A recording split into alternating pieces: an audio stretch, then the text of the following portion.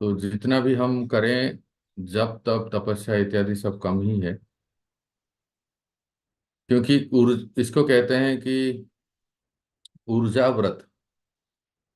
अ, शायद मायापुर वासी या इससे जो भी प्रभु जी जो हैं आपको बताए होंगे। ऐसा आशा करते हैं कि ये क्या कार्तिक मास में इसका क्या महत्व है, ऊर्जा व्रत क्या है, ये सब हमें थोड़ा बहुत जान लेना चाहिए। तो इससे हमें आध्यात्मिक शक्ति प्राप्त होती है। जिससे हम राधा कृष्ण के चरणों में अविचल विमल भक्ति कर सकते हैं। तो शुरुआत करते हैं। ओम नमो भगवते वासुदेवाय। ओम नमो भगवते वासुदेवाय। ओम नमो भगवते वासुदेवाय। ओम अज्ञानतिमिरान्धस्य ज्ञानाञ्जनशलाकया चक्षुरुन्मिलितं येन तस्मै श्रीगुरवे नमः। श्रीचैतन्यमनोभीष्टं स्थापितं येन भूतले स्वयं रूपः कदा मह्यं ददाति सोपदान्तिकं। वन्देऽहं श्रीगुरोः श्रीयुतापदकमलं श्रीगुरून् वैष्णवांश्च। विरूपं सागरजातं सहगणा रघुनाथान्वितं तं सजीवं साद्वैतं सावधूतं परिजनसहितं कृष्णचैतन्यदेवं श्रीराधा कृष्णपादान् सहगणा ललिता श्रीविशाखान्वितांश। नमो ओं विष्णुपदाय कृष्णप्रेष्ठाय भूतले श्रीमते भक्तिवेदांत स्वामिनीति नामिने। नमस्ते सारस्वती देवे गौरवाणी प्रचारिणे निर्विशेष शून्यवादी पाश्चात्य देशतारिणे। वाञ्छकल्पतरुभ्यश्च कृपा सिन्धुभ्येव च पतितानां पावनेभ्यो वैष्णवेभ्यो नमो नमः। जय श्री कृष्ण चैतन्य प्रभु नित्यानंद श्री अद्वैत गदाधर श्रीवासादि गौर भक्त वृंद। हरे कृष्ण कृष्ण कृष्ण हरे हरे, हरे राम राम हरे हरे। गुरवे गौरचंद्राय राधिकाय तदालय कृष्णाय कृष्ण चैतन्य नामिने गौरतिसे नमः।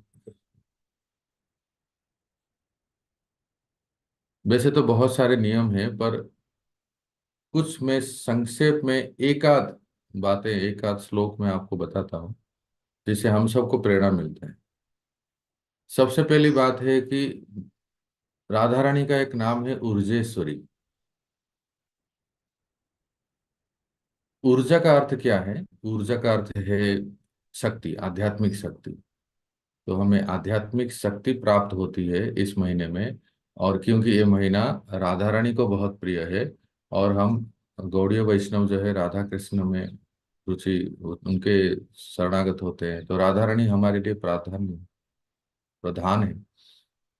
तो उनके लिए हम व्रत करें तो जो भी हम पूजा पाठ परिक्रमा कथा श्रवण कीर्तन इत्यादि करें तो बहुत ही वो अधिक शक्ति प्रदान प्रदान करती है।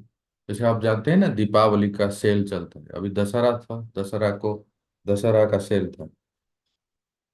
उसके बाद अभी दीपावली का सेल अभी शुरू हुआ होगा। तो उसी प्रकार से हम भक्तों के लिए आध्यात्मिक जीवन में ये कार्तिक मास जो है, ये ये ऑफर है, स्पेशल ऑफर है, जिसमें हम बहुत कुछ आध्यात्मिक शक्ति कमा सकते हैं। तो क्या क्या करें, मोटा मोटी थोड़ा दो चार बातें कुछ शास्त्रों के श्लोकों से आपको बता देते हैं। सबसे पहले है, कहते हैं जागरणम कार्तिको मासे, जागरणम कार्तिके मासे यह करोति अरुणोदये दामोदराग्रे विप्रेंद्र गो सहस्र फलम लभेत। कुछ करे या ना करे, कार्तिक मास में कोई भी व्यक्ति अगर 4 बजे सुबह जग जाता है, अर्थात अरुणोदय से पहले ब्रह्म मुहूर्त में अगर जगते हैं, केवल जगते हैं, और जगने के बाद स्नान करते हैं, और स्नान करने के बाद दामोदर के सामने, भगवान के सामने उपस्थित होते हैं, अर्थात मंगल आरती में आते हैं। केवल इतना ही कर देना, और बाकी तो जो माला वाला करना, जो पूजा पाठ परिक्रमा, वो तो आगे है। केवल इतना ही करे तो क्या कहते हैं, दामोदराग्रे विप्रेंद्र गो सहस्र फलम लभे। लो, जो सहस्र गौ दान करने का जो फल प्राप्त होता है, वो केवल कार्तिक मास में सुबह उठ के स्नान करके मंगल आरती में आने से उसका बहुत फल होता है। आप सोच सकते हैं कि सुबह जगना, वैसे तो हमेशा जगना चाहिए, पर कार्तिक मास में सुबह जगना कितना आवश्यक है। मुझे याद है, मेरा ये शरीर उड़ीसा में जन्म हुआ है, तो हमारे गांव में मैं बचपन से देखता हूँ कि कार्तिक मास में, मतलब कुमार पुन्नी शरद पूर्णिमा के बाद, तो नहीं जगने वाले लोग भी जग जाते हैं, और कीर्तन की टोली, हमारे वहाँ बहुत सारे मठ मंदिर है, तो जो मठ, हर एक एक मठ के जो कीर्तन की टोली कार्तिक मास में प्रभात फेरी नाम संकीर्तन करके चलते रहते। मैं तब छोटा बच्चा था, और ये सब देख के बड़ा उत्सुकता से मैं मतलब आनंदित होता था कि इसका मतलब है, माँ से पूछता था कार्तिक मास शुरू हो गया क्या। इसका अर्थ है कि गांव में देखेंगे कि सब लोग जग जाते हैं। तो इस ये सुबह जगने का बहुत बहुत बहुत महत्व है। आप अभी से जो जो भी सुन रहे हैं, और इसके बाद आप सभी लोग निश्चय करें कि हम भी ऐसे जगे, और एक एक नियम बनाए, भगवान करे हे राधा रानी हे दामोदर हमारा शरीर स्वस्थ रखें, ताकि हम कार्तिक मास में एक भी मंगल आरती मिस ना करें। हरि बोल। है ना, ऐसा निश्चय होना चाहिए। निश्चय करके अगर भजन भक्ति करते हैं, तब कृष्ण की कृपा, भगवान की कृपा प्राप्त होते हैं। अच्छा, ये तो हो गया। दूसरा कहते हैं क्या, साधु सेवा गवाम ग्रास कथा विष्णु तथा अर्चनम। भक्तों की सेवा, गवाम ग्रास, गौओं को घास खिलाना, चारा खिलाना इस महीने में। विष्णु कथा, कथा जैसे आप लोग अभी कथा श्रवण कर रहे हैं, भगवान की कथा। तथा अर्चनम, और भगवान की अर्चा विग्रह की सेवा। सबके घर में अर्चा विग्रह है, मंदिर में भी अर्चा विग्रह है, तो उनकी आरती करना या सेवा करना, ये बहुत महत्वपूर्ण है। तो क्या क्या करना है, कहते हैं हरि जागरणम, सुबह जल्दी जगना है। पर किसके लिए हरि जागरणम शब्द देखिए, हरि जागरणम जगना है, तो कुछ तो लोग जग जाते हैं पर वो व्हाट्सएप में रहते हैं। जग जग के हमें तैयार होके मंदिर में आना, या अपने घर में जो ठाकुर जी है उसमें उसके सामने उपस्थित होना। तो हरि के लिए जागरण करना है। जागरण किसी और कार्य के लिए नहीं करना है, हरि जागरण। और प्रातः स्नानम हो गया, तुलसी सेवनम, तुलसी का जल दान करे, परिक्रमा करे इत्यादि। फिर दीपदानम, व्रतानि एतानि कार्तिके। प्रत्येक दिन नियम बनाए कि कहीं भी कुछ कुछ भी हो जाए, पर दामोदर को दिया दिखाना, चाहे सुबह हो या शाम को दामोदर को दीपक दिखाना है। और फिर तिल दानम, तिल दानम, दान का बहुत महत्व है कार्तिक मास में। प्रत्येक भक्त को, जो विशेष करके गृहस्थ में, गृहस्थ संसार में है, वो दान करने का निश्चय करे। मंदिर में वैष्णव भोजन प्रसाद में, या किसी भी, जो भी मंदिर में भक्तों को जो आवश्यकता है, तो इसमें ब्राह्मण वैष्णव गौ यहाँ कुछ ना कुछ आर्थिक सहायता दान करे। इसका बहुत महत्व है। कार्तिक मास में अगर कोई हम अच्छे शुभ महत् कार्य के लिए हम दान करते हैं, तो ये हमारी भक्ति में बहुत प्रगति होता है। हमारे जो बाधा है ना, देखो, धन की शुद्धि होती है दान देने से। चाहे वो 5 पैसा दे, 5 रुपए भी क्यों ना दे, पर जब हम देते हैं ना, तो हमारा जो धन में जो अशुद्धि होती है, जो दोष होती है, वो दूर हो जाता है। इसलिए ये कहा ना, ये कमाने का मौसम है, कमाने का महीना है, इसलिए जितना चाहे उतना कमा लेंगे। तिलदानम नदी स्नानम, नदी स्नानम। अभी जो लोग सिटी में रहते हैं उनके लिए तो नदी स्नानम तो दूर दूर तक ढूंढना पड़ेगा, कौन सा नदी और कौन से ऐसा नदी है जहां हम स्नान कर सकते हैं। संभव हो तो कहीं करें, अन्यथा कभी अगर आप ब्रज वृंदावन आते हैं कार्तिक मास में, तो नियम बनाए कि कम से कम एक बार यमुना स्नान कर लें। ओहो, इसका कहना है क्या है। विश्राम घाट में जो स्नान करता है उसके कभी तो यमराज उसके सपने में भी नहीं है, क्योंकि वहां यम, यम और यमराज की, यमी की भाई बहन की पूजा होती है भाई दूज में। तो कोई भी पवित्र नदी में स्नान करें। सत्कथा साधु सेवनम, अर्थात साधुओं के संग में भगवान की कथा सुनना। भोजनम ब्रह्मपत्रेषु कार्तिकेय मुक्तिदायक, लिखा है कि भोजन करें तो भोजन पत्तल में भोजन करें, ऐसा लिखा है। परंतु ऐसा सब सर्वथा संभव नहीं है। तो आप अपने अपने जो पात्र है उसमें भोजन करें, पर जब संभव हो तो पत्तल में भोजन करें। मुख्य मुख्य बात है कि अधिक से अधिक नाम जप करें, श्रीमद् भागवतम का कुछ पाठ करें, स्तुति करें, गजेंद्र मुख्य स्तुति, गोपी गीत, राधा कृपा कटाक्ष स्तोत्र, कोई भी एक स्तोत्र नियम बनाए कि पूरा एक महीना हम इसको पाठ करेंगे। और कोई भी एक कथा, जैसे अभी बहुत सुंदर व्यवस्था है, बहुत बहुत धन्यवाद मायापुर वासी को, आप सुन के ये माध्यम से हम सब कथा श्रवण कर पा रहे हैं। कोई भी एक प्रसंग कथा श्रवण करें, कोई एक ग्रंथ, स्पेसिफिक बुक जिसको हम अध्ययन करें, कोई भागवत का कोई प्रसंग हो या कोई बृहद भागवतामृत, कोई जो भी एक ग्रंथ ले, चैतन्य चरितामृत इत्यादि, भक्ति रसामृत सिंधु, उसको पाठ करें। सोशल मीडिया को कम से कम यूज करें जितनी आवश्यकता हो। भोजन का बहुत विधान है, अलग अलग नियम है। कोई हविष्य अन्न खाते हैं, कोई एक बार भोजन प्रसाद लेते हैं, अन्न प्रसाद, और बाकी समय फल, दूध, जूस या ऐसा कुछ लेते हैं। तो अपने अपने शक्ति सामर्थ्य के अनुसार भोजन करें। भोजन करने का अर्थ ये कि कम भोजन करेंगे तो हमें निद्रा कम आएगी, और फिर हम अधिक से अधिक जप तप सेवा इत्यादि कर सकते हैं। मंदिर हो तो मंदिर के 4 बार परिक्रमा करें।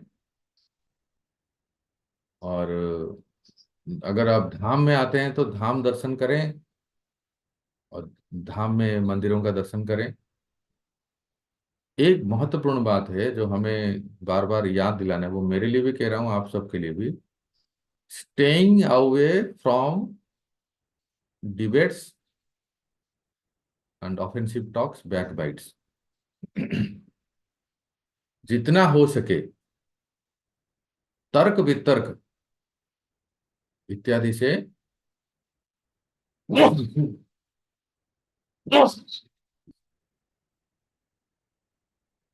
दूर रहे। कहीं कुछ विवाद होता है, तर्क वितर्क होता है, तो तुरंत कह दे, अच्छा ठीक है प्रभु जी, माता जी, आप अभी हम इसके विषय में बात नहीं करेंगे। कार्तिक मास जाने दीजिए, पूरा इंटरेस्ट के साथ आपके साथ बात करेंगे। समझ रहे हैं आप सब। तर्क वितर्क, जहां भी विवाद होने का संभावना है या उत्तेजित होने का परिस्थिति है, उससे दूर रहे। इससे क्या होता है, क्रोध आएगा, क्रोध से फिर हम कुछ बोल देते हैं और फिर वो अपराध होता है। मैं भी प्रयास कर रहा हूँ, क्योंकि कई बार ऐसे, मतलब एक दिन भी रह जाए तो बहुत बड़ी बात है। मैं तो रोज मंगल आरती में गुरु जी को प्रणाम करके यही कहता हूँ, कम से कम आज मैं निष्ठा पूर्वक कम से कम 16 माला जप करूं, 4 नियम का ठीक से पालन करूं, मन में भी सूक्ष्म रूप से भी मेरे मन में इंद्रिय तृप्ति की भावना ना आए। और तीसरा सबसे महत्वपूर्ण, इन दोनों से सबसे महत्वपूर्ण प्रार्थना है कि आज, ऐसा नहीं कि पूरे कार्तिक मास में साल भर के लिए, वो तो बहुत मुश्किल है, कम से कम आज मैं किसी की बुराई ना करूं। दिखे भी, मुझे कहीं कुछ दिख रहा भी जो अ, प्रतिकूल परिस्थिति, पर मैं किसी को उसका व्याख्यान ना करूं, ये इतना बड़ा महान तपस्या है ना। मैं कहता हूं आप लोगों में से कोई कर ले इसको ना, मैं चरण धूलि लेने को तैयार हूं। And it's not so easy. घर में, परिवार में, वैष्णव समाज में कहीं ना कुछ थोड़ा सा देख लिया तो बस हमारा आदत बन गए, अभ्यास बन जाता है कि हम उसके बारे में चर्चा करते हैं, फिर वो नेगेटिविटी फैलती है। ये खाना कम करना, ये नहीं खाना, वो नहीं खाना, ये तो बहुत अच्छा है जो लोग करते हैं, ठीक है। मैं तो मानता हूं कि सबसे बड़ी तपस्या है कि किसी की बुराई ना करे, किसी की निंदा ना करे, जितना हो सके सहन करे। और ये समय बीतने के बाद सब ठीक हो जाता है। कार्तिक मास के बाद अगर कुछ करना है तो करें, नहीं तो यहाँ इसमें, इस महीने में अपने वाणी को संयम करें, मन को संयम करें, और ऐसे बर्ताव करें कि दूसरे को उत्तेजित होने वाली परिस्थिति ना हो। अगर हो भी जाता है तो तुरंत क्षमा मांग ले, या व्हाट्सअप कर ले, या मैसेज कर ले, तो जी मुझ मेरे मुंह से ऐसे शब्द आ गए, या मुझे कहना नहीं चाहिए था, मुझे क्षमा कर दीजिए, ऐसा कह लेना चाहिए। जितना हम ये जो पब्लिक कांटेक्ट और अपना सोशलाइजेशन ज्यादा करते हैं ना, उससे विवाद बढ़ता है। आप सब समझ रहे होंगे मैं जो कह रहा हूँ। तो ये सब कुछ नियम है, हम लोग पालन करने का अभ्यास करें। अब सुनते हैं कि जो यहाँ कहा गया है कि कथा विष्णु भगवान की लीला कथाओं को श्रवण करें, तो हमारा प्रसंग है माखन चोर लीला।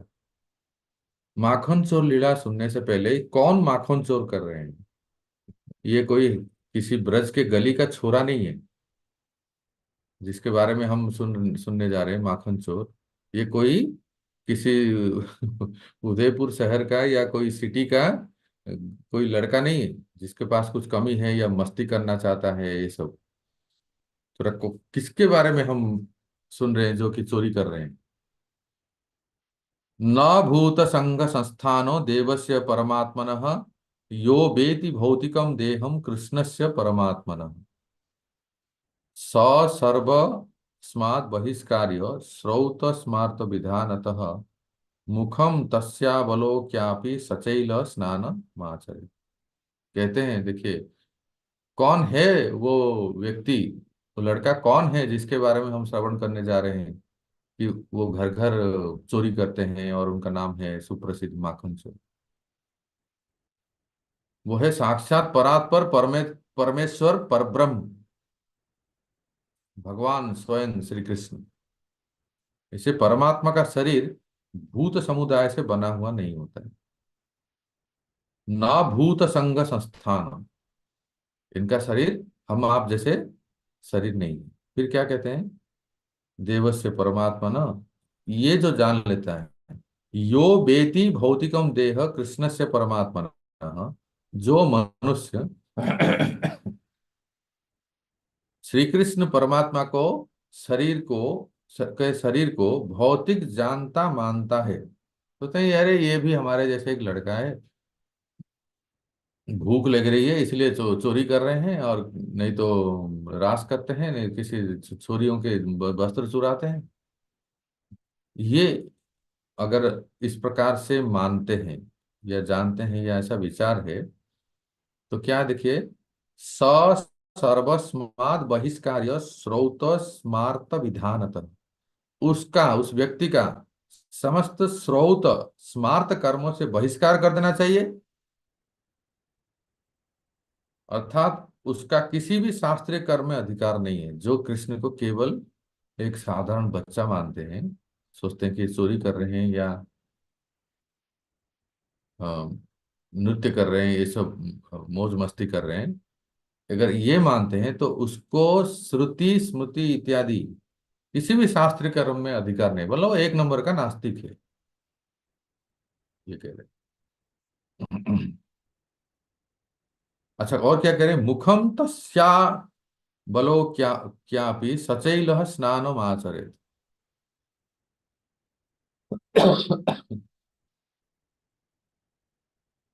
ऐसे व्यक्ति जो कृष्ण को साधारण बच्चा मानते हैं, यहाँ तक कि उसका मुंह देखने पर, ये जो आप लोग साड़ी, गोपी ड्रेस, चुनरी, धोती कुर्ता, हम जो भी पहनते हैं ना, सवस्त्र नदी में जाके स्नान कर लेना चाहिए। ऐसे व्यक्ति का चेहरा नहीं देखना चाहिए। यह लिखा है, मुखम तस्यावलोक्यापि सचैल स्नानमाचरेत्। तो ये है साक्षात परात्पर परब्रह्म श्री कृष्ण का स्थिति। क्यों, श्रीमद् भागवत में ब्रह्मा जी भी कहते हैं, ब्रह्म विमोह लीला आप सब सुने होंगे, तो ब्रह्मा जी कृष्ण की स्तुति करके कहते हैं, अस्यापि देव वपुष मदनुग्रहस्य स्वेच्छामयस्य न तो भूतमयस्य कोपि। आपने, ब्रह्मा जी कह रहे हैं अपने बाल कृष्ण को, हाँ? उनके कृष्ण ने, उनके कृष्ण तो गर्भोदक साई विष्णु है, लेकिन बाल कृष्ण को भगवान ब्रह्मा जी कह रहे हैं, अस्यापि, हाँ, आपने मुझ पर कृपा करने के लिए ही इस प्रकार से सच्चिदानंदमय स्वरूप, बाल स्वरूप प्रकट किए हैं। ये पंच भौतिक कदापि नहीं है, आपका शरीर पंच भौतिक नहीं है। तो इस पृष्ठभूमि में, इस मानसिक धरातल में, हमें भगवान की किसी भी लीला को श्रवण करना चाहिए, क्योंकि वो साक्षात परात्पर परमेश्वर परब्रह्म है। सभी शास्त्र कहते हैं, हमारे गुरु महाराज एक सुंदर उदाहरण देते हैं। कई बार जो मन में ऐसे आक्षेप होता है या विचार होता है कि कृष्ण ने ऐसा क्यों किया, वैसा क्यों किया, इसके लिए एक सुंदर उदाहरण देते हैं। वो कहते हैं कि जब हम रास्ते में जाते हैं ना, ट्रैफिक का सिग्नल होता है, तो रेड सिग्नल देख के हम गाड़ी रोक देते हैं। ठीक है, हमने गाड़ी रोक दी रेड सिग्नल देख के, और ऊपर नजर गया, तो ऊपर देख रहे हैं कि एक हेलीकॉप्टर जा रहा है। तो हम क्या सोचते हैं, कोई फ्लाइट जा रहा है, कोई हेलीकॉप्टर जा रहा है, तो हम सोचते हैं कि अरे, ये व्यक्ति कितना मूर्ख है, उसको इतना भी पता नहीं कि सामने रेड सिग्नल है, लाल बत्ती देख के रुकना चाहिए ना। हम लोग रुके हैं, तो ये एक नंबर का मूर्खता होगी ये, है ना। ये ऐसा, ये जो लाल बत्ती जो है, जो सिग्नल है, वो किसके लिए, वो जो रास्ते में जा रहे हैं उनके लिए नियम है। फिर लाल बत्ती, रेड सिग्नल देख के रुकना चाहिए। ये हेलीकॉप्टर या फ्लाइट में जाने वालों के लिए नहीं। तो उसी प्रकार से जो जो गुणातीत हैं, जो स्वयं भगवान है, उनके लिए ये साधारण संसार का जो नियम है कि चोरी अगर किसके घर में जाके, अगर मैं माखन की छोड़िए, अगर पेन भी चोरी करके लाता हूं तो मार पड़ेगी। हाँ, ऐसा होता है, देखा जाता है। परंतु ये जो हमारे ठाकुर जी हैं, सबके घर में जाके माखन चोरी करते हैं, तो आज उनको पूछते हैं, सब लोग पूजा करते हैं, कोई ये नहीं कहता है कि ये चोरी किया है तो इनको दंड देना चाहिए। तो ये हमें जानना चाहिए। तो आखिर ऐसा कौन सा घटना हुआ कि जिसके वजह से भगवान के मन में ऐसी विचार आए कि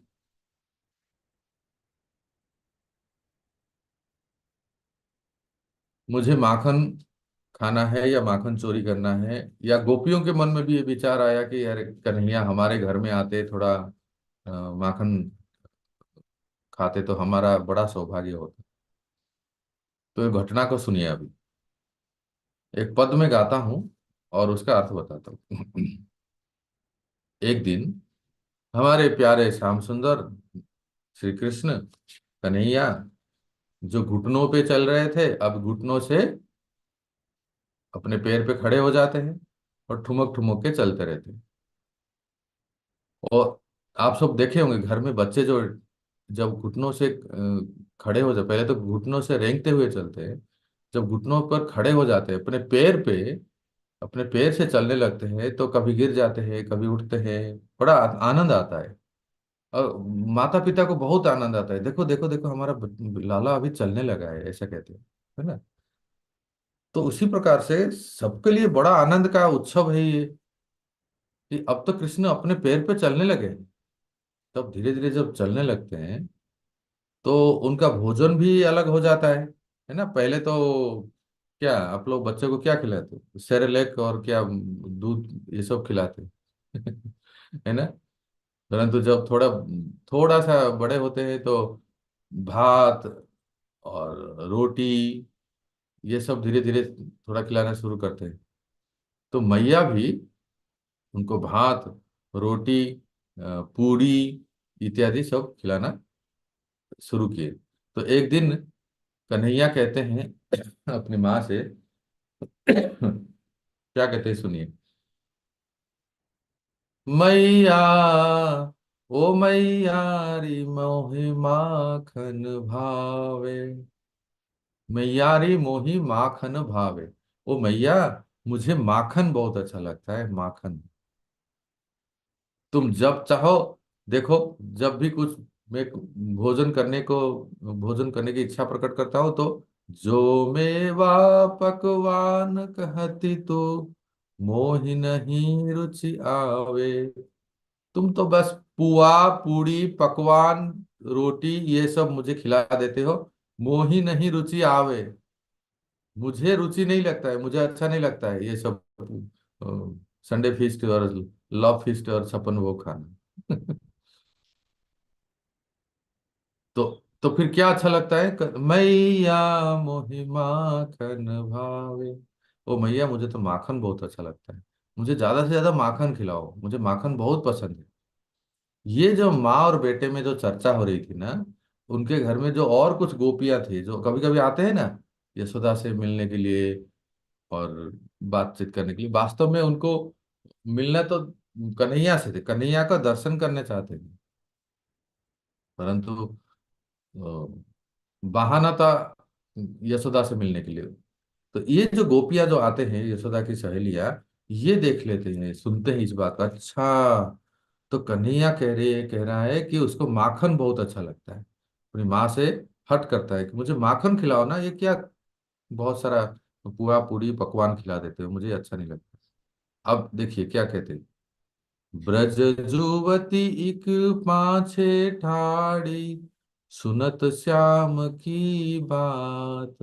तो एक ब्रज युवती, एक ब्रज गोपी पीछे खड़े होके श्याम की बात सुन रहे थे, अपनी माँ से क्या वो मांगते हैं। मन मन कहती कबहू अपने घर, देखो माखन खात। तब उस ब्रज गोपी के मन में ये बात आई, ये मन में उसके विचार आया, आहा कन्हैया कितना प्यारा सुंदर घुंघराले बाल, और कजरारे नैने, इतने सुंदर श्याम सुंदर, और वो अपनी माँ से हट कर रहे हैं कि मुझे माखन दो। तो काश ऐसा सौभाग्य होता कि ये अगर मेरे घर में आते, गोपी के मन में ऐसे विचार आ रहा है, अगर मेरे घर में आते तो मैं इसको माखन खिलाती, या मेरे घर में आके माखन खाते हो, ये विचार मन में आए। फिर क्या हुआ, बैठ जाई मथनी ओ ढींग, मैं तब रहूं छपानी। अब क्या कह रहे हैं देखिए गोपियां, वो गोपी जो है उसके मन में विचार आया, काश ऐसा सौभाग्य होता कि हमारे घर में वो छिपके से आती, है ना, छिपके से आते अपने सखाओं के साथ, और मैं जहां छिका पर माखन रखी हूं वहां वो आके माखन चोरी चोरी खाते। और तब सूरदास प्रभु अंतर्यामी, ग्वालिन मन की जानी। ओ मैया, ओ मैया मोहि माखन भावे। सूरदास प्रभु मतलब इस पद के रचयिता है सूरदास, आप सब जानते हैं संत सूरदास जी। तो वो अंतर्यामी है वो कह रहे हैं कि सूरदास प्रभु, मेरे अंतर्यामी प्रभु इस गोपी के मनोभाव को जान लिए कि ये चाहती है कि इसके घर में आके मैं माखन खाऊं और माखन चोरी करूं। इस मनोभाव को मेरे अंतर्यामी प्रभु जान लिए। तो भक्तों, यही वो रीजन है, यही वो टर्निंग पॉइंट है, यही वो कारण है कि आखिर कृष्ण अपना घर से, अपने बाबा मैया के घर से दूर और घर में जाके क्यों वो माखन खाने की इच्छा प्रकट की, क्या या माखन चोरी क्यों किए। हरे कृष्ण।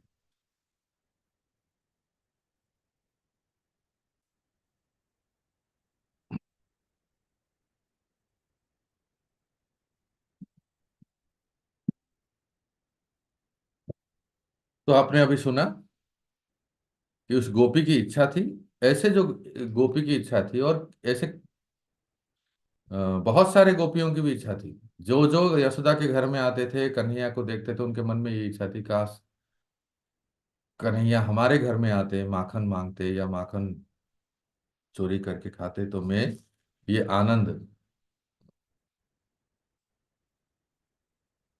ले पाती। अब कह रहे हैं वो गोपी वो खुशी से छक कर फूली फूली फिरने लगी। उसके मन में आ गया कि अभी कन्हैया हमारे घर में आएंगे।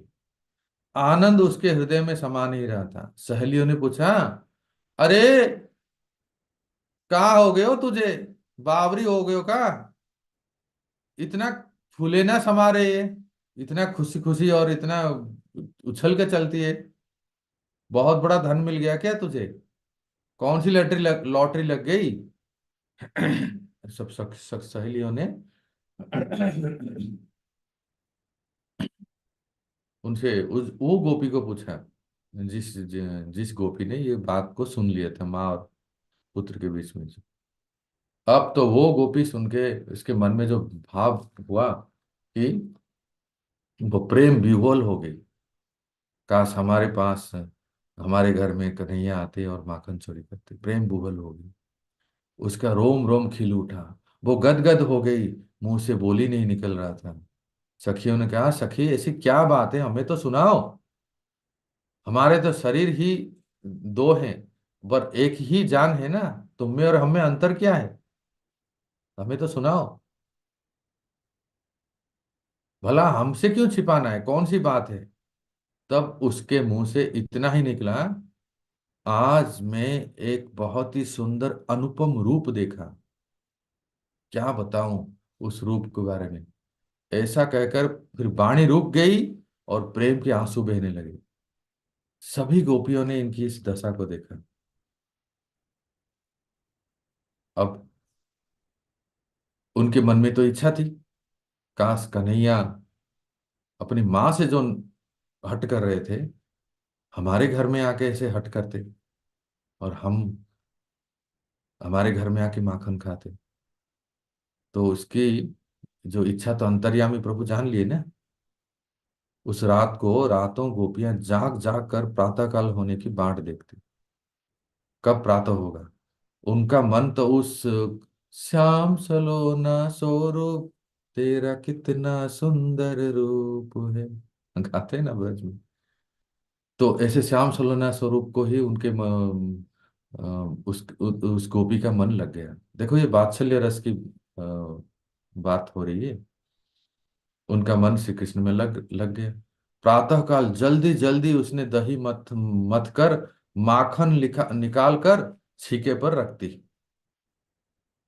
कब आएंगे मेरे प्राणधन, मेरे लाला, मेरे कन्हैया। तो कहीं प्राणधन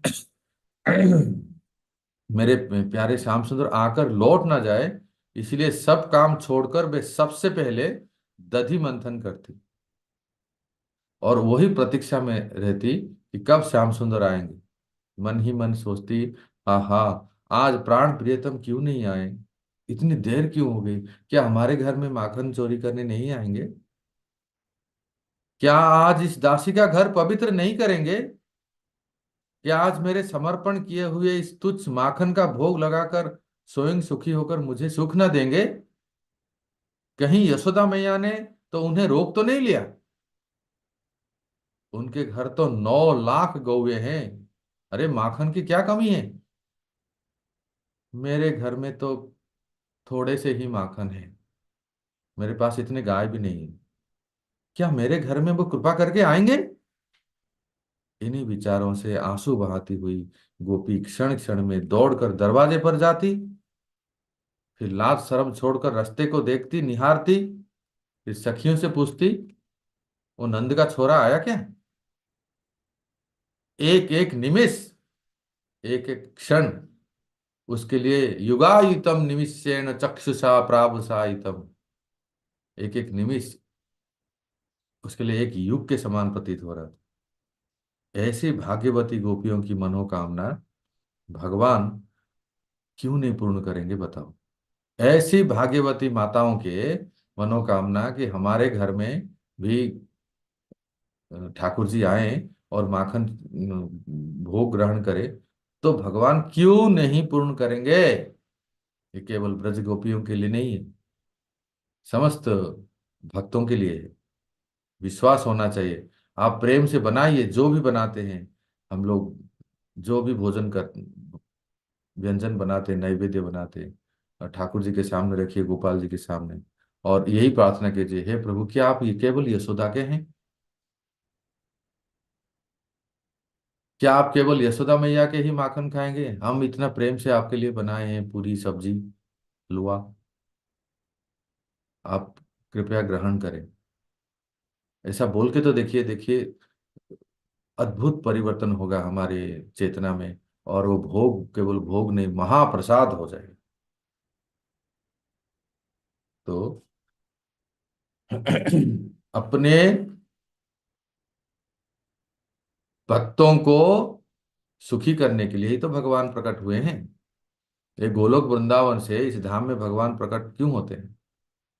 प्रेम रस निध्यास करिते आस्वादन, राग मार्ग भक्ति ते करिते प्रचार।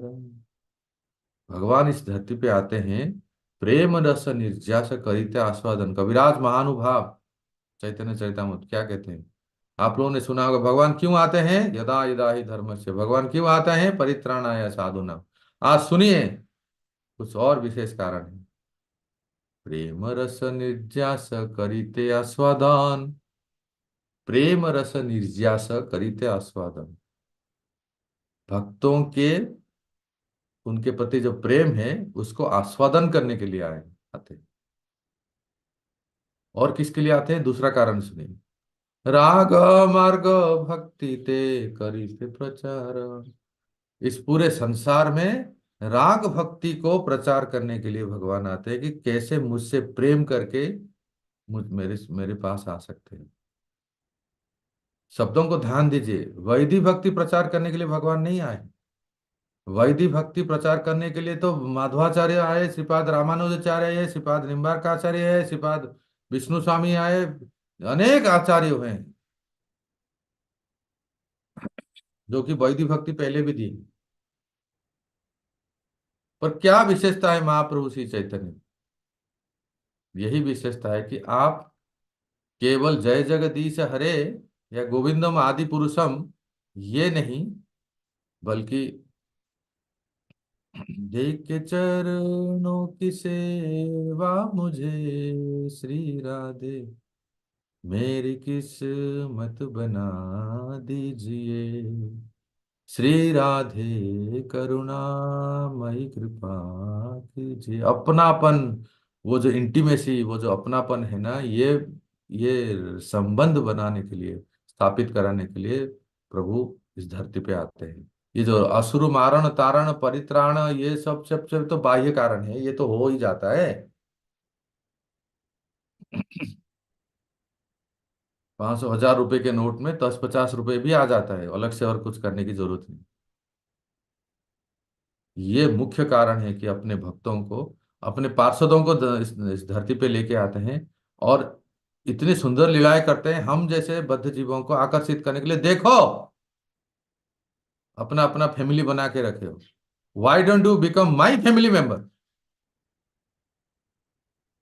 मेरे पति, मेरे पत्नी, मेरे बच्चे, मेरा मेरा oh, home sweet home, there is no better than home, my car, my wife, my husband. ये जो मी माई माई मी माई मी माई में लगे हो, सब लोग पूरा संसार अपने फैमिली में रखे, मेरा बच्चा पढ़ लिख के नौकरी, मेरा पति, मेरा पत्नी। और बहुत अच्छा है, मना नहीं है, करें। कभी तो आपके मन में ये हो कि भाई भाई ये ड्रामाबाजी कितना दिन चलेगा। हाँ जी, कितना दिन आखिर, क्यों ना हम उनके परिवार के सदस्य हो जाएं। क्या आपके मन में आज तक, मैं सबसे पूछ रहा हूँ जितने लोग यहाँ हैं, कभी आपके मन में ये विचार आया कि क्या मैं श्री कृष्ण की माँ बन सकती हूँ? क्या मैं श्री कृष्ण के सखा बन सकता हूँ? क्या मैं श्री कृष्ण का दास बन सकता हूँ या बन सकती हूँ?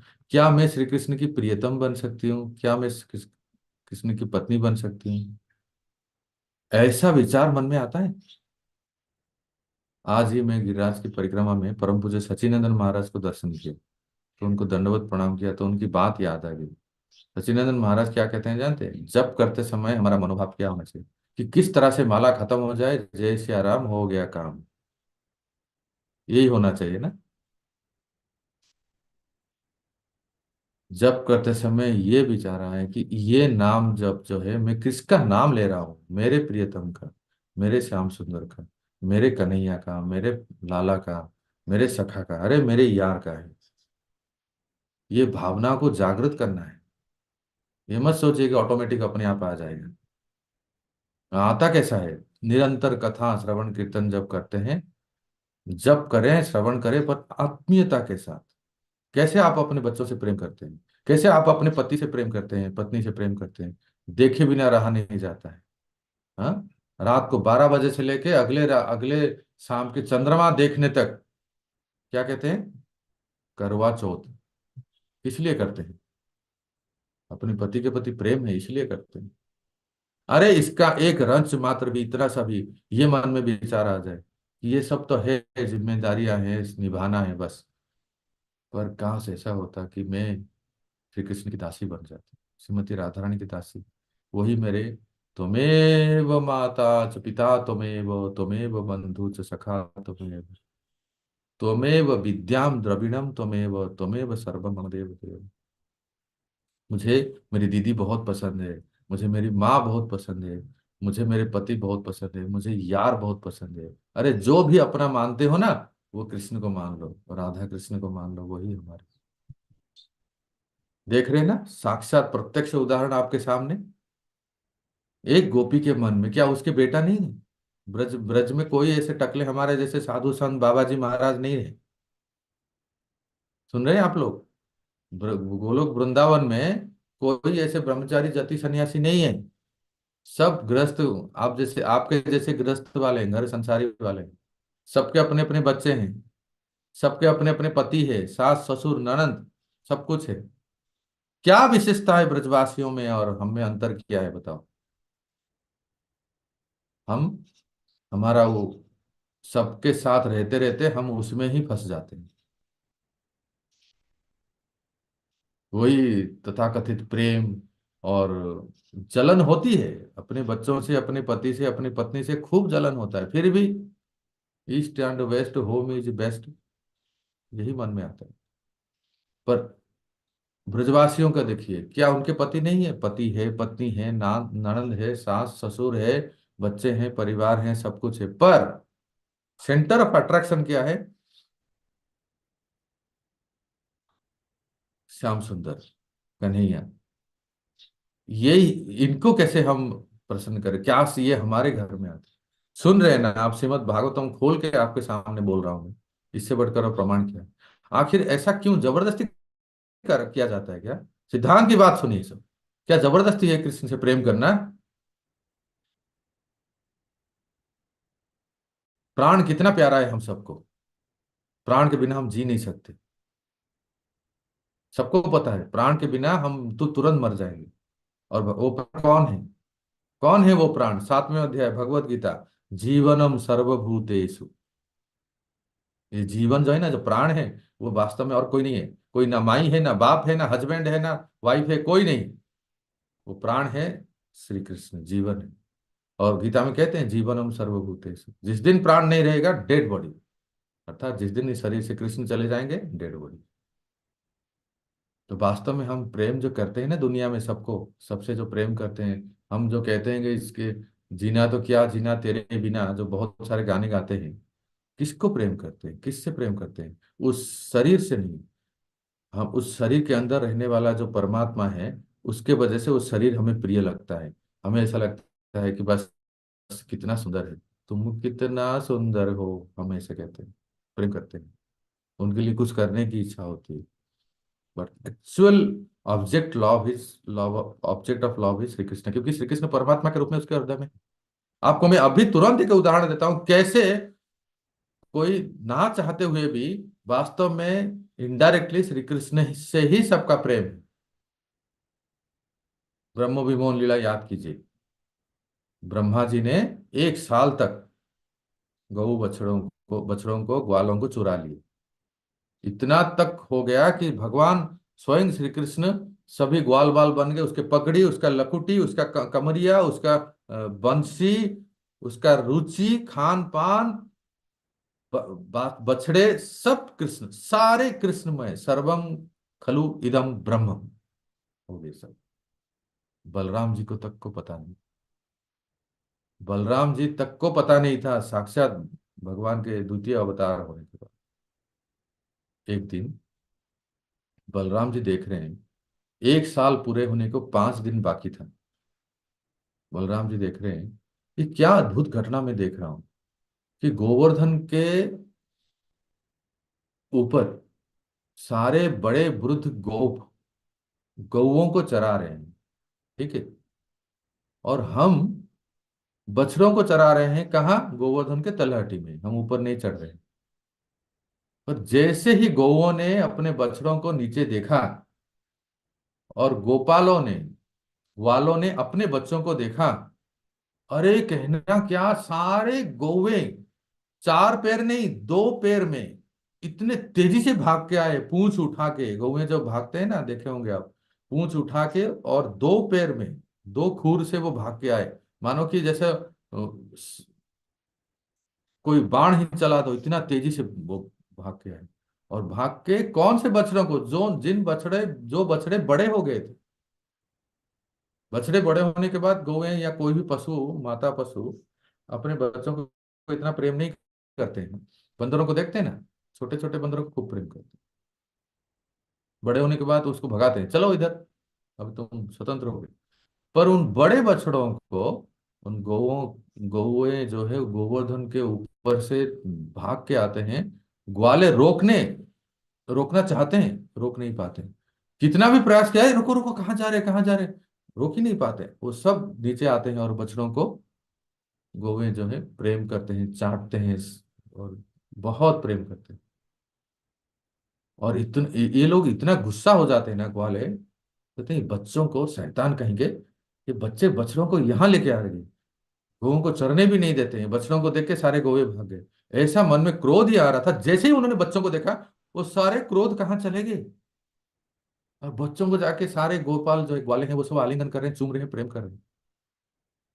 ये दृश्य बलराम जी देख के ऐसे आश्चर्य हो गए कि वही बच्चे हैं, वही ग्वाले हैं, सेम बछड़े, सेम गौएं। इससे पहले तो मैं इतना प्रेम नहीं देखा था। और बलराम जी ये भी देख रहे हैं कि एक बछड़ा जो है, एक गोप उनका सखा बछड़े को सहला रहा है। उस गोप के प्रति बलराम जी का स्वाभाविक मन आकर्षित हो रहा है। ऐसा हो रहा है जैसे वो कोई साधारण ग्वाला नहीं है, साधारण गोपाल नहीं है, मेरा भाई श्री कृष्ण है। स्वयं मेरा मेरा छोटा भाई श्री कृष्ण के प्रति मेरा जैसा प्रेम है, उस ग्वाले के प्रति, उस गोपाल के प्रति मेरा इतना प्रेम क्यों उमड़ रहा है? ये सब क्या चल रहा है, कौन सी माया है ये? तब श्याम सुंदर से पूछते हैं, श्याम सुंदर, तुम सच सच बताओ, ये तुम्हारी कौन सी माया है? श्याम सुंदर तब जाके बताते हैं। अगर श्याम सुंदर नहीं चाहेंगे ना, बलराम जी भी उनके माया को नहीं जान पाते। सुन रहे हैं? श्याम सुंदर तब बताते हैं कि भैया, दाऊ, ये तुम आज आप एक दिन नहीं देख रहे, एक साल से ये जो भी आप देख रहे हैं ना, सब कोई नहीं है बल्कि मैं ही हूँ। पूरी कथा बताते हैं कैसे ब्रह्मा जी आते हैं, सब चुरा लेते हैं, तो मैं ही सब कुछ बनाऊं। इस कथा से आपको क्या सीखने को मिलता है? कि जितने गोपाल हैं, जिनके प्रति जो प्रेम है, वो किसके प्रति है? श्री कृष्ण के प्रति। जिसके भी जिससे भी हम प्रेम करते हैं, वास्तविक प्रेम क्यों करते हैं? क्योंकि श्री कृष्ण उनके हृदय में, उनके दिल में, उनके शरीर में है। नहीं तो जिस दिन छोड़ के चले जाएंगे, अरे कितना हो प्यारा क्यों ना हो, कोई अभिनेत्री हो, अभिनेता हो, मिस्टर, तेरे बिना मेरे बिना, जो भी कहते हैं ना, वह 2 दिन की जिंदगी है, 4 दिन के बाद भूल जाते हैं, 7वें दिन तो याद भी नहीं आती है, अपने दुनिया में मस्त रहते हैं। तो तात्पर्य ये भक्तों, आज इस कथा से हम ये सुन रहे हैं, एक गोपी ने, उसका अपना बच्चा है, पति है, पत्नी है, सब कुछ है, पर जैसे ही श्री कृष्ण को देखा कि अपनी माँ से ये हट कर रहे हैं कि मैया, अजय रोटी चावल पुआ पूड़ी बहुत मत खिलाओ, मुझे बहुत माखन बहुत अच्छा लगता है। इस बात को सुन के उस गोपी के मन में क्या चाह उत्पन्न हुई, क्या वो क्रिया करने लगी कि मेरे घर में भी ठाकुर जी कहाँ से आते और माखन खाते, तो मैं चोरी चोरी उनको देखती, निहारती और बहुत प्यार लाड प्यार करती। तो वो क्या करती है, कैसे उन ठाकुर जी उनकी इच्छा को पूर्ण करते हैं, ये हम कल सुनेंगे। राधे राधे। हरे कृष्ण। जय, बहुत बहुत धन्यवाद प्रभु जी, सुंदर, अति सुंदर। किसी का कोई जिज्ञासा है, कोई प्रश्न है? एक प्रश्न ले सकते हैं, कोई प्रश्न हो तो आप लोगों का। रिमूव स्पॉटलाइट, या किसी का कोई जिज्ञासा है? नहीं, नो प्रश्न। कुंदन प्रभु, या प्लीज पूछिए। हरे कृष्णा प्रभु जी, दंडवत प्रणाम। प्रभु जी, मैं ये पूछना चाह रही थी कि ये जैसे भगवान उसमें आता है कि जब भगवान आते हैं तो उनके पार्षद उनके साथ में आते हैं, तो व्रज जो वो धाम है जहाँ पे चाहे गोपियां हो चाहे वृक्ष हो, सभी भगवान के पार्षद के रूप में आए हैं भगवान की सेवा करने। तो उनमें ये भाव तो ऑटोमेटिकली आता है भगवान की सेवा का, भगवान के प्रेम का। लेकिन जो हम भौतिक बद्ध जीव हैं, जैसे आपने बताया, उनमें ये प्रेम किस तरीके से आ सकता है? आपने कुछ बताया भी कि हमें जप करते समय हमें ऐसा भाव आना चाहिए। तो लेकिन प्रभु जी, इसके लिए तो बहुत अधिक प्रयासरत, मतलब प्रयास करने पड़ेंगे। हरे कृष्णा, तो आप थोड़ा बहुत सा अच्छा, कीजिए। सुंदर सुंदर। आपको एक श्लोक सुनाता हूँ, आपको अच्छा लगेगा। मैं बता रहा हूँ, अभी बहुत प्यारा श्लोक है। देखिए, आपने बहुत सही कहा। ये लोग तो भगवत पार्षद है ना, उनका कृष्ण के प्रति प्रेम तो स्वाभाविक है, क्योंकि वो भगवत धाम में रहते हैं, तो कृष्ण के प्रति उनका सहज प्रेम है। पर यहाँ जब श्री कृष्ण धरती पे आते हैं, इस भूम वृंदावन में, अपने सब पार्षदों को लेके आते हैं, और एक झलक, एक ट्रेलर दिखाते हैं। आप लोगों ने जो जो भी लोग मूवी देखते हैं ना, पहले टीजर आता है। तो यहाँ जो भूम वृंदावन में श्री कृष्ण आता है, वो टीजर है, वो ट्रेलर है, कि वो ये दिखाना चाहते हैं, देखो मुझसे ऐसे प्रेम किया जाता है। तो कहने का अर्थ है माता भक्तों, कि यहाँ जो हम अभी सुन रहे हैं ना, इसमें कई, कल हम ये सुनेंगे, आपने अच्छा प्रश्न पूछा, यही कारण होगा कल की क्लास की, कि ये सब जो है नित्य पार्षद नहीं होते हैं, कुछ हम आप जैसे भी साधना करके, इस भाव को जागृत करके, और उस लीला में प्रवेश करते हैं, जिनको कहते हैं साधन सिद्ध, साधना में सिद्ध होते हैं।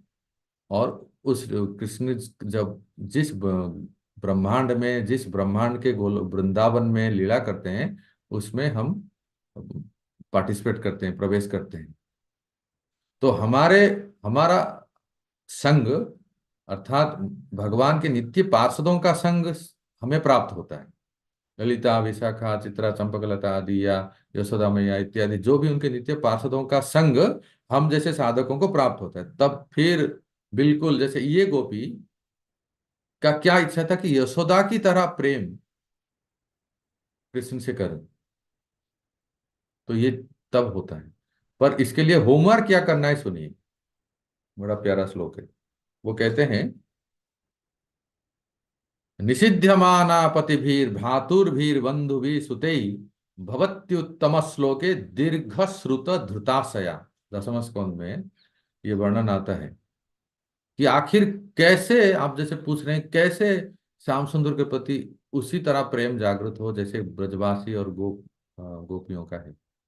तो एक एक शब्द में मैं आपको बताऊं, दीर्घ श्रुत धृता शया, अर्थात दीर्घ काल तक, 1 घंटे का प्रवचन नहीं कह रहे हैं, 1 दिन का नहीं कह रहे हैं, केवल एक भागवत सप्ताह से नहीं होता है ये। दीर्घ अर्थात लंबे समय तक श्रुत श्रवण करके भगवान का नाम रूप गुण लीला इत्यादि जप कीर्तन श्रवण करके और दीर्घ काल तक जब करने लगते हैं तो हमारा कलमश जो है मल वो दूर हो जाती है। और धीरे धीरे देखिए आपका आकर्षण गोपाल के प्रति, श्याम सुंदर के प्रति बढ़ने लगता है। आप ये अनुभव स्वयं अनुभव कर सकते हैं। आज से 10 साल पहले हम कैसे थे, आज से 15 साल पहले हम कैसे थे, कैसे छोटी छोटी बातों में हम छोटी छोटी विषय वासना में फंस जाते हैं। पर जैसे जैसे हम कथा कीर्तन श्रवण करने लगते हैं और एक ममत्व बढ़ता है कि आज मैं अपने ठाकुर जी के लिए क्या भोग बनाऊं, एक ममत्व होता है। इस प्रकार की भाव जागृत होने लगते, होती है सबके साथ। और फिर धीरे धीरे हम उस स्तर को पहुंचते हैं। ठीक है, हरे कृष्णा। थैंक यू प्रभु जी। या सुष्मिता माता जी, आपका कोई जिज्ञासा है? हाँ, पूछ जाओ। हरे कृष्ण प्रभु जी, दंडवत प्रणाम। मेरे भी उसी रिलेटेड क्वेश्चन था कि कैसे प्रेम पूर्ण भगवान को माला करते हैं। जैसे प्रभु जी बोले कि हम जपा करते हैं तो ऐसे लगता है कि कब जपा खत्म हो जाए, हमको 16 वाला करना है। एक मन में वो रहता है कि एक होता है ना कि ड्यूटी, उस टाइप का जैसे मन में कैसे ना आए। हम भगवान को डर डर से ना करें, प्रेम से कैसे करें, वो प्रेम कैसे जागृत हो। प्रभु जी ने तो अभी बोले। देखो ऐसा है माता, परम पूज्य गोपाल कृष्ण गोसाई महाराज जब संसार में थे एक उदाहरण देते हैं, वो प्राय बहुत बार मैं सुना हूं। वो कहते हैं, थोड़ा मजाक परिहास में कहते हैं, कहते हैं कि हमारे इस्कॉन के भक्त जप करते समय इतना ओब्लिवियस हो जाते हैं, अर्थात इतने वो गुणातीत हो जाते हैं या उब जाते हैं, सही भाषा में कहे तो उब जाते हैं, कि जब करते करते करते करते करते करते कब माला खत्म हो और फीडबैक को ऐसे पटकते हैं, दूसरे दिन ढूंढना पड़ता है पार्किंग कहाँ किया था मैं, तो ढूंढना पड़ता है है ना, ऐसा ऐसा स्थिति आ जाती है। कोई बात नहीं है। देखो जो आप लोग माताएं हैं जो विवाह करते हैं ना, जो लोग विशेष विशेष करके अरेंज मैरिज में कह रहा हूँ, ये जो लव मैरिज वगैरह इसके उदाहरण नहीं देता हूँ, जिसका व्यवस्थित होती है अरेंज मैरिज होता है, पहले ना हम जानते नहीं हमारे जीवन में कौन आएंगे जीवन साथी, कौन होंगे, कौन होगी, कैसी होगी, किस प्रकार से होंगे, ये सब नहीं जानते हैं। फिर वो प्रपोजल होता है, फिर घर वाले जो भी रिश्ते नाते सब देखते हैं, फिर सगाई होती है, फिर विवाह होता है, ये सब होता है, ठीक है ना। पर देखें धीरे धीरे ये संबंध बढ़ता है।